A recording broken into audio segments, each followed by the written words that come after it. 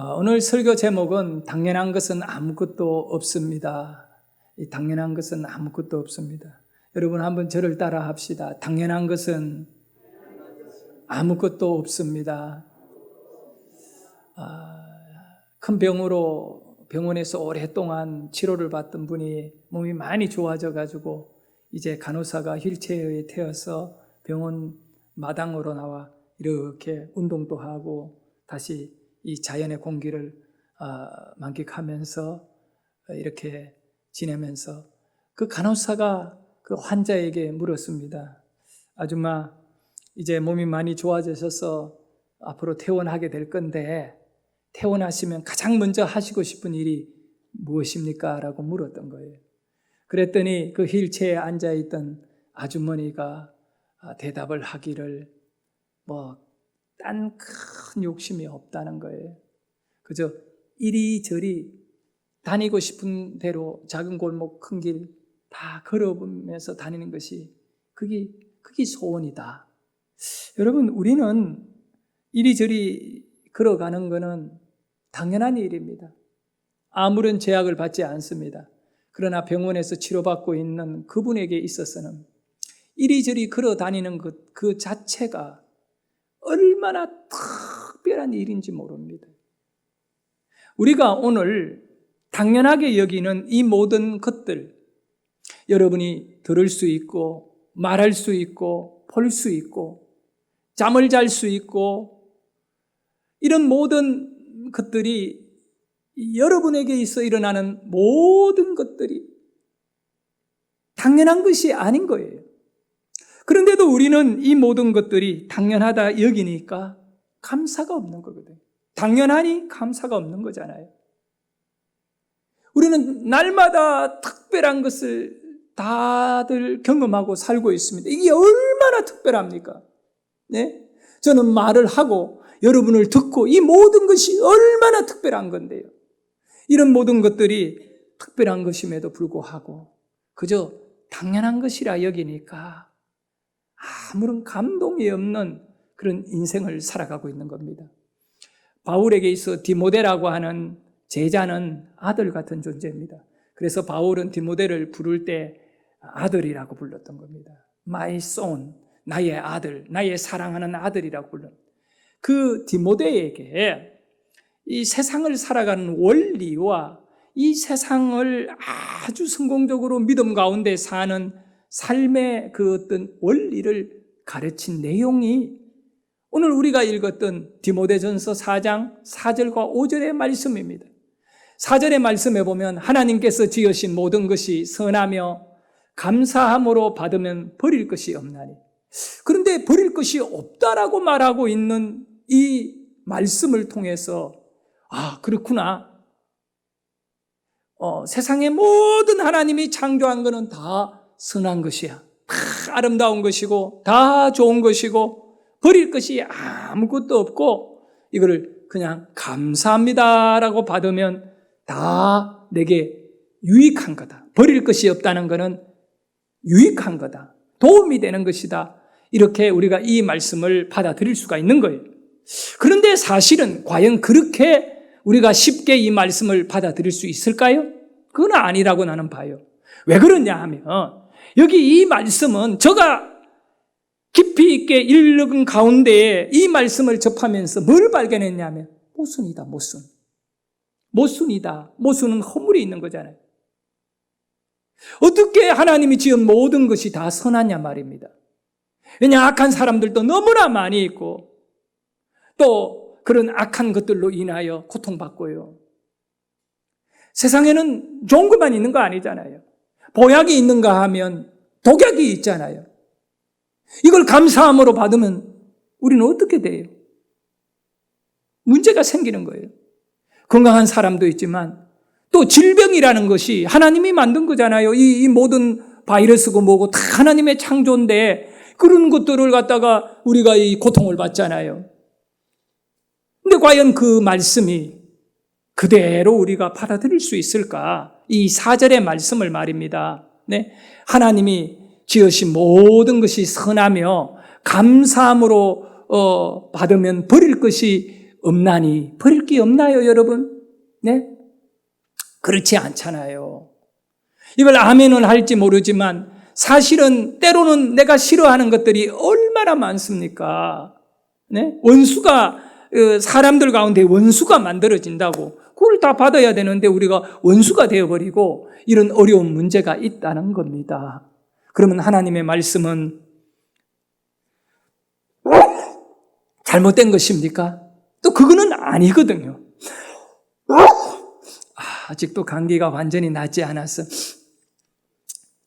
이 감기도요, 좋은 게 아니에요.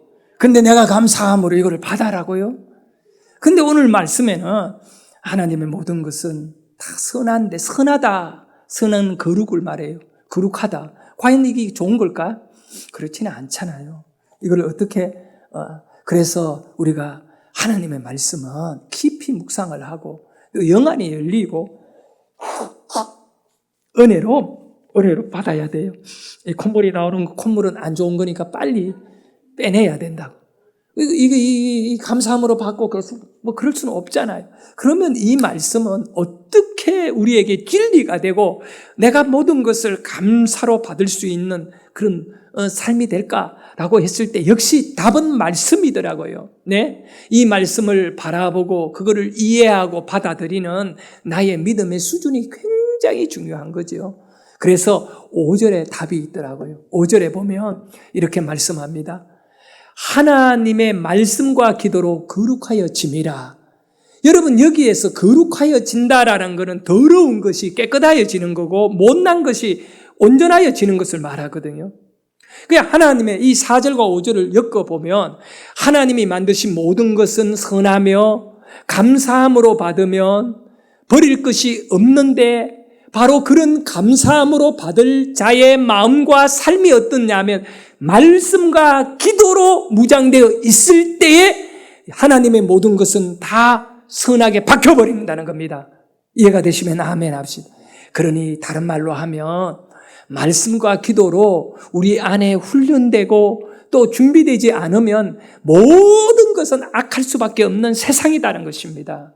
그러므로 정말 우리가 감사라고 하는 이 부분을 우리가 나의 삶에 그대로 이것을 가지고 누리기 위해서는 정말 감사의 삶이 내 안에 우러나기 위해서는 내가 먼저 말씀과 기도로 온전하게 이렇게 빚어지고 숙성되어지고 그 말씀과 기도로 무장되어지며 성장해야만이 하나님이 지은 모든 것을 선하게 볼 수 있는 능력이 나오고 그래서 감사함으로 역사가 일어나는 줄 믿으시기를 바랍니다. 그 말씀과 기도가 내 안에서 상실된 가운데에는 입술로 아무리 감사해도 그 감사에는 능력이 없는 것이지요. 마음으로 뭐 소원하며 뭔들 못하겠습니까? 뭐 하늘에 날아가는 새와 같이 나도 날아갈 수 있지요, 마음으로는. 그런데 그거는 아무런 소용이 없는 거잖아요. 그 우리 안에 이와 같이 말씀과 기도로 무장을 하게 되면 우리의 인생은 모든 하나님이 만든 것들을 선하게 역사되어지고 사용되어지고 그것이 내 안에 축복이 되는 그런 은혜가 나타남을 믿으시면 아멘 하셔야 돼요. 성도 여러분, 바울이 한 이 고백과 같이 여러분에게도 모든 것이 버릴 것이 없는 여러분의 인생이기를 주의 이름으로 축원합니다. 오늘 추수감사주일인데 이런 특별한 감사의 주일에 우리가 정말 제대로 된 감사의 그 의미를 좀 깨달으면 좋겠습니다. 성경은 우리에게 요구합니다. 범사에 감사하라. 이는 그리스도 예수 안에서 너희를 향하신 하나님의 뜻이라고요. 그런데 우리는 그렇게 감사할 수 없는 삶을 살고 있잖아요. 몸사에 감사 못하고 있거든요. 불평과 짜증과 원망이 우리 안에는 너무나 많이 있다고. 그 원인이 뭘까요? 말씀과 기도로 훈련받지 않았기 때문에 그래요.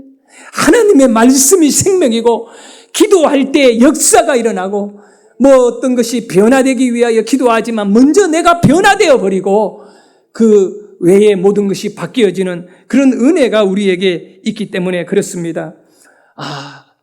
우리가 생각하는 당연한 것들 있잖아요. 그것이 절대로 당연한 것이 아님을 아셔야 됩니다.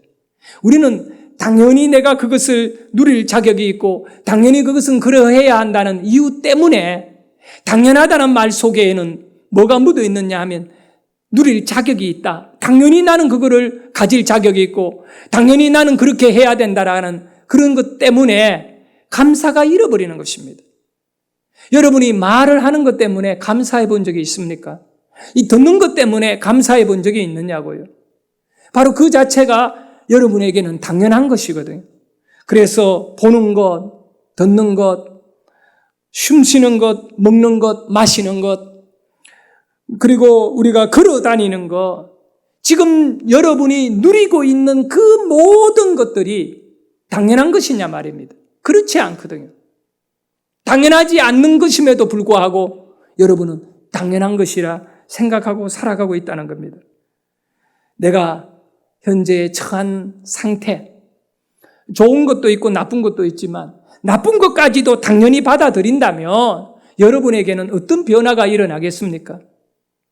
사실 잘못 생각하고 있는 것 중에 가장 큰 축복을 가로막고 있는 생각이 바로 당연한 것으로 여러분이 판단하고 살아가는 것이라고 봅니다. 사도 바울은요, 그래서 당연한 것은 아무것도 없다는 겁니다. 모든 것이 다 뭐냐 그러면 하나님의 은혜일 뿐입니다. 당연함이 아니라 하나님의 은혜라고 하는 이 사실을 여러분이 그것을 분명히 할 때에 저와 여러분은 하나님 앞에 진정한 감사를 찾게 되는 줄 믿습니다. 그래서 고린도전서 15장 10절에 보면 바울은 이렇게 고백합니다. 여러분 한번 크게 읽어봅니다. 시작. 그러나 내가 나된 것은 하나님의 은혜로 된 것이니 내게 주신 그의 은혜가 헛되지 아니하여 내가 모든 사도보다 더 많이 수고하였으나 내가 한 것이 아니요 오직 나와 함께 하신 하나님의 은혜로라. 네, 여기 보면 바울은 3번이나 아주 중요하게 말씀하는 내용이 있습니다. 그건 뭐냐면 하나님의 은혜로 된 것이니 라고 하는 이 부분을 3번이나 말씀하고 있습니다. 하나님의 은혜로 된 것이니 그의 은혜가 헛되지 아니하여 그리고 마지막에 나와 함께 하신 하나님의 은혜로다. 전부 은혜인 것입니다. 우리는 당연한 것이야 라고 말하는 그것들이 전부 다 아니다는 것입니다. 하나님의 은혜인 것입니다. 여러분, 제가 목사이잖아요. 그 목사로서 목회를 합니다. 목사니까 목회하는 거 당연한 거 아니에요? 그러면 권사가 목회를 할 겁니까? 장로님이 목회할 겁니까? 집사님이 목회하실 거예요. 그러니 목사니까 당연히 목회해야지. 우리는 당연하게 받아들입니다. 그렇지만 그것이 맞는 말이냐면 아니더라는 겁니다. 그렇게 생각하니까 감사가 내 안에서 없는 겁니다. 목사니까 목회할 수 있는 게 아니에요. 그걸 당연하게 여기면 안 된다는 것입니다. 목사라도 목회할 수 없는 사람이 얼마나 많은데요. 그리고 목사가 된 것 자체도 당연히 나는 목사가 된 거야. 그것도 잘못된 것입니다. 이 모든 것이 하나님의 은혜인 것입니다. 목사가 된 것도 은혜이고 그리고 목회하는 것도 은혜이고 오늘 이 자리에 각자 다른 여러분 한 사람 한 사람이 앉아있는 그 자체도 나의 삶과 목회에는 특별한 것일 수밖에 없는 겁니다. 그러므로 여러분 한 사람 한 사람은 특별한 분이죠. 이것이 바로 하나님이 나로 하여금 깨닫게 하는 것입니다. 여러분에게도 마찬가지입니다. 여러분이 만나는 그 가족들 그리고 매일같이 얼굴을 부둥키고 살아가는 그 가족들이 그냥 당연히 가족이니까 그렇지 않습니다. 여러분 저는 나 밑에 동생이 있지만 그 밑에 또 동생이 또 태어났거든요. 그런데 그 아이는 제대로 자라나지도 못하고 죽고 말았던 것입니다. 우리는 같이 형제가 되고 가족이 된 것을 당연한 것이라고 여기는데 그 모든 것은 하나님의 은혜인 것입니다. 여러분이 지금 생각하는 그 모든 것들요, 하나님의 은혜가 아니면 절대 있을 수 없는 것입니다. 내 삶에 당연시되어지는 것들이 많으면 많을수록 문제는 크게 생기는 겁니다. 무슨 문제요? 감사가 없어지는 것입니다. 그러나 여러분의 삶에 당연한 것이 아니라 모든 것이 특별한 것으로 이분은 나에게 특별한 분이고 이번에 이 일은 나에게 특별한 일이고 목회 자체도 나에게는 너무나 귀하고 특별한 것이야 라고 할 때 그때 감사의 샘이 터져나게 되는 줄 믿습니다. 하루를 시작하며 아침에 일어나 공기를 마시고 숨을 쉬고 잠에서 깨어나는 것을 우리는 당연히 살아있으니까 당연히 그렇게 생각하니까 아침에 아무 감동 없이 일어나는 것입니다. 그러나 그 아프고 죽어가는 한 사람이요, 새로운 하루를 맞이할 때에 느끼는 그 기분은 어떻겠습니까? 특별한 하루이거든요. 그러니 그는 하나님께 감사할 수밖에 없는 것이 있듯이 우리에게도 이 하루하루가 평범하게 느껴지는 당연한 하루가 특별한 하루이기를 예수 이름으로 축원합니다. 당연한 일에는 깊은 감사가 절대 나올 수 없습니다. 그와 같이 우리는 이제 우리 안에 있는 당연한 것으로 여기는 것들을 전부 다 정리를 하셔야 됩니다. 여러분, 남편이 있다는 것, 아내가 있다는 것, 자식이 있다는 거죠. 그거 당연한 거 아닙니다. 특별한 것입니다. 특별한 것입니다. 당연하다는 말은요, 당연히 그러하다라고 하는 그런 의미가 너무 강하기 때문에, 그러하다라는 의미가 강하기 때문에 이것은 우리에게 있어 정말 이 특별함을 배제시켜버리는 아주 우리를 그냥 이 무능하게 만들어버리고 또 그저 그냥 아무것도 아닌 우리의 삶을 무미건조하게 만들어버리는 강한 그런 역사가 있다는 것입니다. 성경에도 말씀하잖아요. 네가 얼마나 특별한 존재인지 아느냐고. 거룩한 백성이요 하나님 앞에 제사장이라고. 우리를 향한 성경의 그 특별함을 우리가 분명히 깨달아야 됩니다. 그 엄마가 집에서 무슨 일을 합니까? 밥을 하고요, 빨래를 하고 청소를 하잖아요. 그런데 남편과 자식들이 어떤 생각을 해요? 저도 예외는 아닙니다. 네, 똑같이 신방하고 똑같이 이렇게 활동하고 집에 들어오면 나는 당연히 그냥 거실에 앉아요. 그러지만 아내는 당연히 식사 시간이 되면 부엌으로 가요. 그 밥을 지어줘요. 그러면서 우리 이 사모에게 정말 당신이 이렇게 저를 위해 또 가족을 위해 밥을 지어주니까 너무너무 고맙습니다. 이러지 않습니다. 하나님 감사합니다 하고 먹어요. 자녀들이 마찬가지예요. 당연히 빨래를 해주는 거고요. 집안에 막 더러워진 것도 또 설거지도 당연히 엄마가 해야 된. 당연히 그러다 보니 우리 남자들은 우리 집에 많은데 남자 같은 여자도 한 명 있고요. 아무것도 손을 대지 않아요. 왜? 엄마가 당연히 해야 되니까. 그런데 이거 아닌 것 같아요. 예? 여러분, 이 당연함 때문에 우리의 삶이 얼마나 메말라버렸고 감사도 모르고요. 그렇게 우리가 지금 살아갑니다. 하나님 앞에도 마찬가지. 사물며 사람 앞에 우리가 그렇게 살아가는 우리인데 하나님 앞에는 오죽하겠느냐 말입니다. 당연하다고 여기는 것입니다. 그런데 이제 여러분 알아야 될 것이 있습니다. 당연한 것이 당연한 게 아닙니다. 영상을 한번 볼까요? 여러분이 생각하는 예배가 당연한 걸 알았지만 예배가 당연한 게 아니거든요.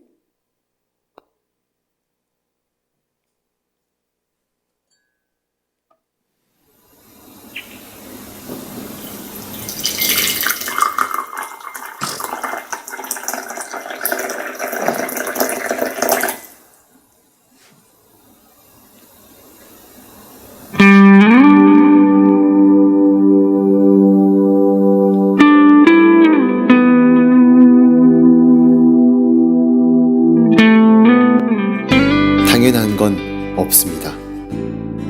당연했던 것이 당연해지지 않으면 우리는 당연한 건 없었다는 것을 알게 됩니다. 코로나로 인해 함께 모여 예배를 드리지 못하게 되자 우리는 우리가 드렸던 예배가 당연했던 것이 아니었음을 깨닫게 되었습니다. 더 본질적인 이야기를 한다면 우리가 받은 구원도, 우리가 드린 예배도, 우리가 누린 축복도, 당연하게 여겼던 모든 것들이 자격 없는 우리에게 주신 하나님의 선물입니다. 우리는 값없이 받았지만 하나님은 대가를 치르셨습니다. 그러므로 결코 당연한 것이 아닌 하나님의 은혜입니다. 감사는 바로 여기서부터 시작입니다. 당연했던 것이 원래 당연하지 않았다는 사실부터 말입니다. 추수감사절, 당연하게 생각했던 모든 것들이 감사의 제목으로 바뀌길 소망합니다.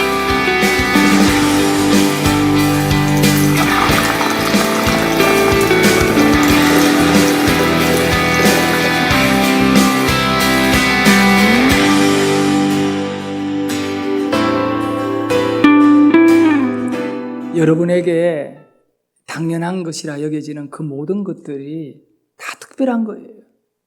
예? 어디 당연한 것이 있단 말입니까? 예배까지도. 여러분, 구원받은 거 당연하죠? 그런데 이걸 아셔야 돼요. 당연히 구원받을 자 아무도 없고요. 당연히 지옥 가야 될 사람 아무도 없습니다. 오직 하나님의 은혜로요. 우리는 구원을 받게 된 것이지요. 어떤 분이 이렇게 노래를 불렀습니다. 우리가 누려왔던 모든 것들이, 내가 지나왔던 모든 시간이, 내가 걸어왔던 모든 순간이 당연한 것 아니라 은혜였어. 하나님의 은혜인 거거든요. 오늘 이 자리에서 예배하고 저와 여러분이 가정을 꾸리고 있고 또 하루하루 하나님을 바라보며 살아갈 수 있는 이 모든 것이 다 하나님의 은혜인 것입니다. 이 시간에 우리 한번 은혜라고 하는 찬양을 함께 불러보도록 합니다. 내가 누려왔던 모든 것들이, 내가 지나왔던 모든 시간이, 내가 지나왔던 모든 시간이, 내가 걸어왔던 모든 순간이 당연한 건 아니라 은혜였어. 아침 해가 뜨고 저녁에 노을, 봄의 꽃향기와 가을의 열매, 변하는 계절의 모든 순간이 당연한 건 아니라 은혜였어. 당연한 것 아니라 은혜였어. 모든 것이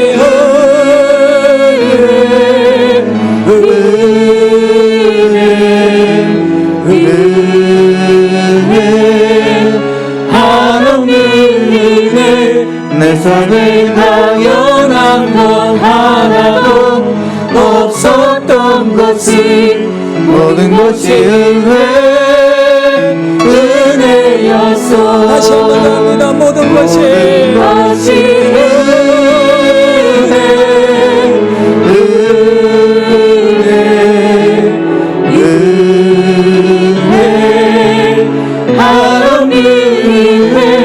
내 삶에 당연한 것 하나도 없었던 것이, 모든 것이 은혜였어. 저희 어머니 나이가 85세가 됐나요? 84세, 5세. 요즘은 뭐 내 나이도 잘 모르니까. 그런데 나는 우리 어머니가 살아계시는 것이 당연한 거라고 생각해요. 근데 그게 아니에요. 얼마 전에 위독한 상황에 그 계력이 몸에 침투해가지고 한쪽 배가 다 망가지고 아무것도 먹지 못하고 몸은 거의 뭐 어린 아이같이 되어버리는 그런 상황을 보면 우리 자녀로서 이러다가 어머니가 돌아가실 수 있겠구나. 그리고 내 주위에 보니까 80이 넘은 부모님들 가운데 돌아가신 분들이 많이 있더라고요. 내 어머니가 살아계시는 건 당연한 게 아닌 거거든. 그런데도 살아계시니 얼마나 특별합니까? 얼마나 귀한 거냐고요. 여러분 한번 생각해 보세요. 여러분 주위에 가족이 있다는 것, 자식이 있다는 것, 그 모든 것 너무 당연한 건데 너무 새로운 것만 더 원하고 있지 않습니까? 그 특별한 것들을 다 뒤로 해버리고 또 다른 뭔가를 원하는 여러분이라면 지금 현재 갖고 있는 건강, 현재 갖고 있는 직장, 현재 여러분이 갖고 있는 물질, 이 모든 것이 특별한 것이에요. 오늘도 우리 이 색소폰을 부는 분들이 나와 연주를 할 건데 나는 그래요. 저렇게 악기를 다루는 분들만 보면 너무너무 부러워요. 피아노 칠 수 있다. 얼마나 행복하고 감성적이야. 내가 피아노를 친다면 피아노 앞에 앉아가 멋지게 연주를 하면 노래를 부를 거야. 그런데 나는 연주를 못해요. 그러니 음악을 할 수 있는 분들에게는 그것이 얼마나 귀하고 특별한 겁니까? 그런데요, 잘은 모르지만 의욕을 갖고 처음에 좋아서 음악을 배우는 사람은 배울 때 열정이 있고 좋지만 나중에 자꾸 나팔도 불고 피아노도 연주하다 보면 이것이 아무런 감동을 느끼지 못할 때가 있다는 것이지요. 그때는 위기거든요. 그때는 정말 모든 것이 다 위기예요, 위기. 예? 그 비틀즈라고 여러분 알죠? 비틀즈. 그분들이 음악을 통해 가지고 세계적인 인기를 얻게 된 거예요. 그런데 그 비틀즈가 언제 해체를 했느냐 하면 그 리더였던 그 비틀즈가 너무나 많은 관중들의 의해가 그들이 이 비틀즈를 막 좋아하고 소리 지르는데 그가 깨달은 것은 음악보다 자기 자신들의 이름이 더 유명해지고 사람들이 음악을 듣는 것이 아니라 자기네들을 보려고 모여드는 순간에 그가 깨달은 것입니다. 본질이 왜곡되었다는 거예요. 그래서 그날부로 비틀즈는 해체를 해버린 거예요. 왜? 우리는 음악이어야 하는데 음악이 아니라 우리 자신이 너무나 중요하게 다루어지니 그리고 해체를 해버렸는데 지금까지 비틀즈에 대한 음악적 평가는 최고거든요. 왜 그랬을까요? 그들은 끝까지 본질을 중요시 여기고 추진했기 때문이라는 거예요. 여러분, 오늘 우리의 인생 속에 우리가 지금 현재 이 감사를 잃어버린 삶을 통하여 어떤 길을 가고 무엇을 먹고 누리다 할지라도 본질은 하나님 앞에 감사하는 인생을 살아야 될 저와 여러분인데도 불구하고 다른 것에 취해 있다는 것은 본질이 아닌 잘못된 것에 빠져 있는 인생일 수밖에 없기 때문에 다시 이 추수감사주일에 우리의 마음을 하나님 앞에 돌이키는 그런 귀한 기회가 되기를 원합니다. 그것은 바로 당연하게 여기는 것들을 특별한 것으로 볼 수 있는 영안이 열려야 되는 것입니다. 네? 정말 특별한 것이에요. 우리 교회 안에 일꾼 한 사람이 특별한 것입니다. 여러분 주위에 여러분 그렇게 생각할 수 있습니다. 직장 당연한 거 아니냐? 아이들이 학교 가는 거 당연한 거 아니냐? 여러분 아이가 아파봐요. 학교 가겠어요? 못 갑니다. 이 모든 것들에 대하여 우리가 정말 하나님께 감사합니다. 나에게 특별하게 주신 이 모든 환경과 사람들과 이런 부분들을 내가 깊이 있게 받아들이는 그런 은혜가 있기를 원합니다. 자, 나아만이라고 하는 사람이 병을 고치려고, 문둥병을 고치려고 이스라엘까지 왔습니다. 그런 멀리 아람 나라의 군대 장관인데 그가 죽게 되었을 때 하나님 앞에 와서 치료받기를 원했던 거예요. 그래서 엄청난 보물들을 수레에 싣고 엘리사의 집 마당에 도착했는데 엘리사는 집 안에 있음에도 불구하고 문을 열고 나가 나아만이라는 사람을 맞이해 주지를 않았습니다. 그런데 나아만은 오해를 한 것입니다. 내가 문둥병 환자라고 저 하나님의 사람 엘리사는 나를 무시해버렸다라고 하는 그런 어떤 상처를 받게 되는 겁니다. 마당에서 돌아서면서 분을 가지고 견디지 못하는 겁니다. 그런데 사실은 엘리사가 그 나만에게 뭐라고 말해줬느냐 하면 그냥 아람으로 돌아가는 길에 요단강에 가서 7번을 목욕하면 몸이 깨끗하게 어린아이같이 치료될 거라고 그렇게 분명히 하나님의 말씀을 줬는데도 불구하고 그 하나님의 말씀은 뒤로 해버리고 이 나만은 아니 저 사람이 얼굴을 내게 보이고 예의를 갖춰야 되는데 아니 멀리서 이렇게 찾아온 사람에 대해서 당연히 만나주는 것이 기본적인 그게 아니냐 이거예요. 당연한 일이 아니냐 이거예요. 그런데 저 하나님의 선지자라고 하는 엘리사는 그걸 무시했다는 겁니다. 여러분 안에 당연한 것이 받아들일 수 없을 비당연한 것이 되었을 때에는 여러분은 그렇게 그래야 하는데 라고 하는 것이 어긋났을 때에는 막 마음에 분노가 일어나고 또 원망이 일어나고 이럴 수가 있느냐 이렇게 말하는 것이잖아요. 그런데요, 하나님을 만나고 하나님 안에 치료받기를 원하였던 이 나만은 하나님이 가시는 방법과 그 길을 거부한 일이에요. 하나님은 나만을 엘리사를 만나고 엘리사 보여주는 것으로 치료받는 게 다가 아니다는 걸 알잖아요. 엘리사는 나만을 치료할 능력이 없습니다. 하나님이 나만을 치료해야 되는 겁니다. 여러분, 그러면 나만이 누구를 만나야 되겠어요? 그 엘리사를 만나는 게 중요합니까? 하나님을 만나는 것이 중요합니까?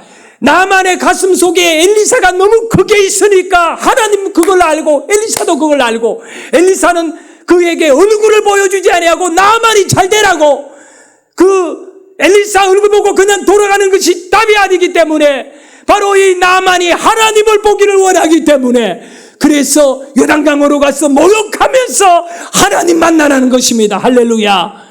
그런데 이 나만은 당연히 당신이 내게 나와야 된다라고 하는 자신이 생각하고 있는 당연함이 깨어질 때 그는 분노하고 막 분을 품고 이랬던 것입니다. 그것이 열왕기하 5장 11절에 너무너무 잘 나와 있습니다. 나만이 노하여 물러가며 이르되 내 생각에는 그가 내게로 나와서서 그의 하나님 여호와의 이름을 부르고 그의 손을 그 부위 위에 흔들어 나병을 고칠 줄 알았다라고 하는 이런 얘기를 해버리는 겁니다. 여러분은 어떻습니까? 여러분의 생각에 당연히 그렇게 해야 되는 것들이 안 되고 있을 때 과연 얼마나 믿음으로 그거를 받아들이며 하나님을 찾고 있느냐 말입니다. 여러분, 하나님께서 여러분을 만나주시기를 원합니다. 그렇기 때문에 때로는 여러분이 당연해야 할 것들이 다 깨어져 버리고 이 아픔과 어려움에 처할 때도 있잖아요. 제가 여러분 말하고 듣는 것이 나는 당연한 건 줄 알았는데 그게 아닙니다. 절대 아닙니다. 지난 주간에 감기가 와가지고 이 독감인 것 같아요.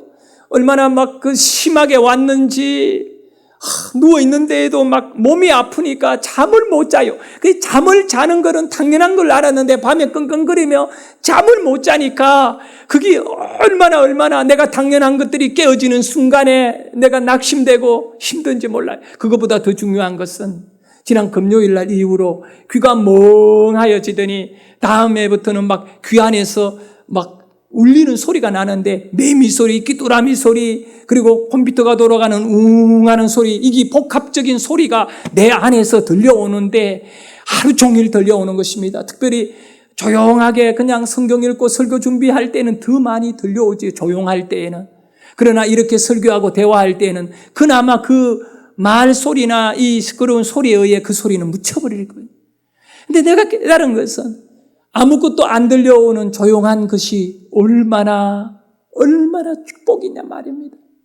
그런데 이 소리가 떠나지 아니하고 계속 웅 하고 들려오니까 처음에 한 며칠은 정말 미치겠더라. 그런데 그것도요, 며칠이 지나니까 익숙해져요. 이거를 특별하게 내가 받아야겠구나. 지금도 들려오지만, 그러나 들려오지 않는 여러분에게는 특별함을 아셔야 돼요. 얼마나 보면. 우리에게는 마찬가지입니다. 걸을 수 있는 것도, 먹을 수 있는 것도, 그것이요, 당연한 거 아니에요, 여러분. 절대 아니다라고. 특별한 것입니다. 감사가 여기서 나와야 됩니다. 하박국 선지자는 조건 때문에 감사하지 마라. 하나님의 존재 때문에 나는 감사한다. 다 망가졌습니다. 우리의 양이 없고요. 외양간에 소가 없습니다. 무화과 나무에 열매가 다 떨어졌습니다. 다 망했습니다. 그런데 하박국이 뭐라고 고백합니까? 나는 여호와 하나님으로 인하여 감사한다. 당연히 있어야 될 소, 당연히 있어야 될 양, 당연히 있어야 될 무화과 나무가 사라졌지만 원망하지 않는 것, 감사하는 것입니다. 하나님 때문에. 여러분, 2차 세계대전에요, 공수부대원으로 전쟁에 참여했다가 두 팔을 잃어버린 해롤드 러셀이라고 하는 젊은이가 있었습니다. 양쪽 팔을요, 폭탄에 맞아가지고 다 잃어버렸습니다. 근데 이 사람이 그런 가운데에 절망해가지고 정말 손이 없으니까 얼마나 힘들었겠어요. 그래서 죽는 것이 낫겠다고 생각하며 사는데 어떤 분이 찾아와가 복음을 전한 것입니다. 정말 하나님은 당신을 사랑하고 계신다. 그래서 그 복음, 성경을 읽고 복음이 들어가고 나니까 이분이 거듭나게 되는데 어떻게 바뀌어졌느냐 하면, 뭘 깨달았냐 하면, 내가 잃어버린 두 팔이 안타까울 수 있겠지만 잃어버린 것보다 남아있는 것이 더 많다는 걸 깨닫게 되는 겁니다. 두 다리가 남아있고 두 눈이 남아있고 그 폭격 가운데 두 귀가 남아있고 나는 안에 또 너무 많은 것이 남아있는데 왜 이렇게 원망하고 불평하고 사느냐. 하나님께 감사하다. 그러면서 같이 옆에 있다가 폭격에 의해 그 자리에 죽은 사람도 있네. 내 목숨이 살아있지 않느냐. 얼마나 내가 특별한 존재였냐 말이야. 그런데 나는 두 팔이 없다고 그냥 죽을 사람이라고 원망하고 술이나 먹고 살아서 되겠느냐. 그런 예수 믿고요, 하나님의 은혜에 도취되어 감사하며 사는데 어떤 분이 그 소식을 듣고 이분에게 그 의족이라고 하죠, 이 팔을 만들어 준 것입니다. 그래서 이분이 그때부터 타이프를 연습해가 치기 시작하는데 그 타이핑을 해가 뭘 만들었느냐 하면 자신이 전쟁터에서 느끼고 경험했던 이야기들을요 재밌게 풀어가지고 그거를 이제 신문사로 보냈는데 신문사에서 보러보니까 재밌거든요. 그래서 계속해서 짤막짤막한 이야기로 이렇게 연재를 하기 시작해요. 그걸 읽어보던 영화 감독이 너무너무 감동을 받고 이분에게 찾아와서 제안을 합니다. 당신이 쓰는 그 이야기가 너무 재밌으니까 이걸 전 세계적으로 영화를 만들어가지고 한번 이렇게 해보자고. 그러니까 뭐 좋다고 했는데 두 번째 제안을 합니다. 이 영화에 당신이 직접 배우가 되어 출연해 주세요. 그러니까 이 러셀은요, 이 영화의 스토리를 만들기도 하고 본인이 배우가 되어 이렇게 직접 이렇게 이 영화를 찍기도 하고요. 막 이렇게 했던 것입니다. 그런데 이 영화가 아카데미상 9개를 휩쓸면서요, 대박이 난 영화가 되는 것입니다. 그리고 이분은 조연상, 주연은 아니었기 때문에 최고의 그해 아카데미 조연상을 받아버리는 것입니다. 내가 이 스토리 그냥 그 제목을 우리 아내에게 이야기해서 우리 생애 최고의 해, 혹시 이 영화 들어본 적이 있느냐고 하니까 그 옛날 영화지요. 그러니까 우리 집 사람이 그거 전쟁 영화, 2차 대전 전쟁 영화 아니냐는 거예요. 내가 깜짝 놀랐어요. 그 영화를 어떻게 아는가? 그래서 내가 속으로 생각했으면 젊을 때, 처녀 때 뒤기 돌아다니며 영화를 봤나 보다. 여러분, 내 생애 최고의 해가 언제냐? 최고의 해! 두 팔을 잃어버리는 그때. 하나님은 나를 새롭게 빚었다는 것. 그 이후에 그는 이렇게 고백했습니다. 나는 두 팔을 잃어버리고 내 인생의 전부를 다 잃어버린 줄 알았는데 그게 아니더라는 겁니다. 더 많은 것을 하나님은 내게 남겨놓았고 또 두 팔을 잃어버린 것은 나에게 저주가 아니라 축복이었다. 왜냐하면 내가 이 두 팔을 잃어버렸기 때문에 글을 쓰기 시작했고 또 그 글로 인하여 영화까지도 만드는 데 동참하고 내가 두 팔이 멀쩡했으면 어떻게 배우가 되었겠느냐고, 어떻게 작가가 되었겠느냐고. 그래서 그는 이 두 팔이 잃어버림으로 인하여 배우도 되고 세계적인 배우도 되고 또 작가도 되고 이런 모든 영광을 경험하게 하신 하나님께 감사한다고 오히려 자기의 삶을 특별하게 여기며 감사를 올렸던 것입니다. 성도 여러분, 오늘 여러분의 삶이야말로 특별하기를 주의 이름으로 축원합니다. 기도하겠습니다.